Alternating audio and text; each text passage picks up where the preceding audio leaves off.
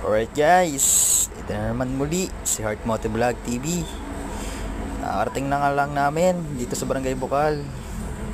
Dito muna nga pala kami pinaptigil sa Barangay Hall upang magbayad ng entrance fee tsaka environmental fee. Ito nga pala yung mga kasama namin. 16 nga pala kami, kasama na doon ang OBR. So dito na nga pala yung nagbabayad. Andiyan na nga pala yung kasama namin. Sila na yung naglilista ng mga kasama namin para maibayad na din. So 60 pesos yung entrance fee.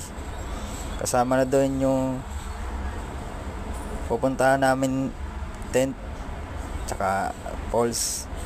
So ito na yung mga kasama namin. Sobrang saya kasi nakarating na kami. Narating na namin yung bukid na sinasabi dito sa Liliw, Laguna, Maihay. Sinasabing bukid ng Bukal Falls. So ito yung mga motor namin guys. Puntahan na din natin yung alaga ko si Heart Moto.